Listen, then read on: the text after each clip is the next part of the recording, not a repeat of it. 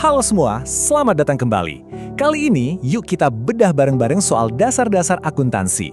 Tenang, kita bakal ubah angka-angka yang kelihatannya ribet itu jadi sesuatu yang gampang dimengerti dan berguna buat siapa aja.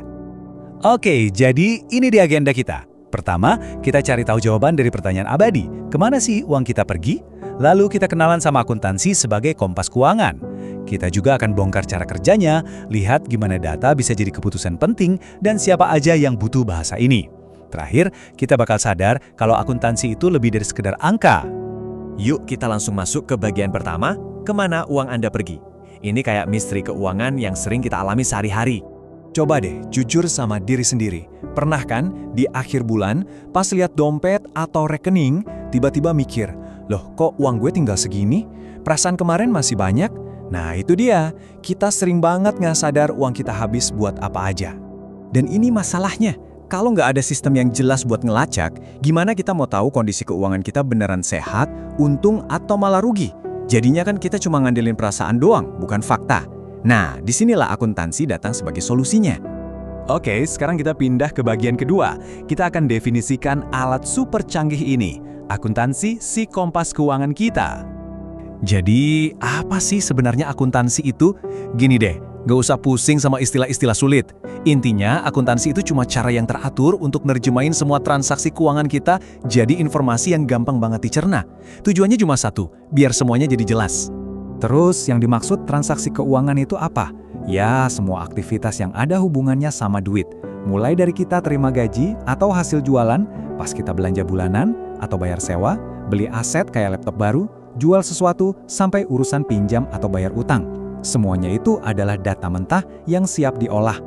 Oke, kita udah tahu apa itu akuntansi. Sekarang di bagian ketiga, kita bakal lihat gimana cara kerjanya. Kita akan bedah fungsi-fungsi intinya. Prosesnya itu punya 5 langkah utama yang berurutan. Pertama, pencatatan. Artinya, setiap transaksi sekecil apapun harus ditangkap. Kedua, pengelompokan. Jadi transaksi yang mirip dikumpulin jadi satu. Ketiga, pengikhtisaran. Semua data tadi diringkas biar nggak bikin pusing. Keempat, pelaporan. Data yang udah ringkas disajikan dalam bentuk laporan yang rapi. Dan yang paling penting, kelima, analisis.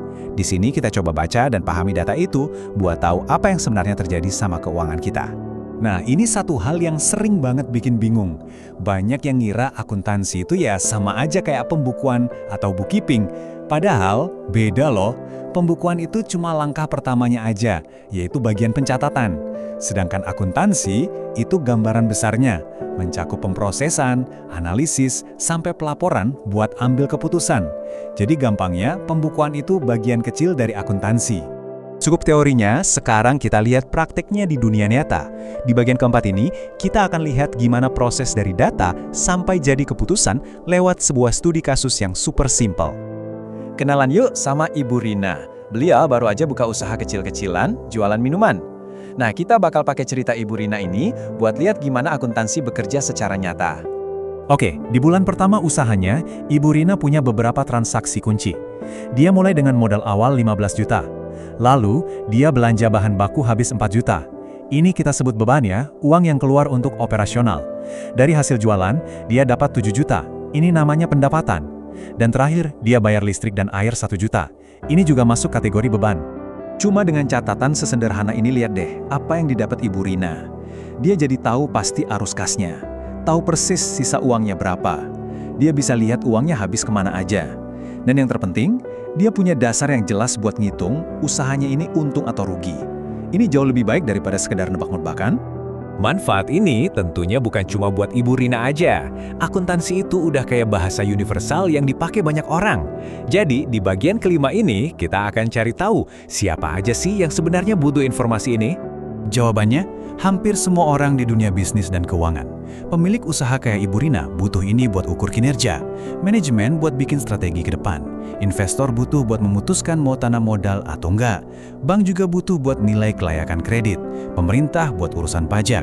Bahkan kita semua sebagai pembelajar butuh ini buat ngerti cara kerja dunia. Nah, kita sampai di bagian terakhir nih buat menyatukan semua kepingan puzzle ini. Bagian ke-6, lebih dari sekedar angka. Apa sih ide besar di balik ini semua?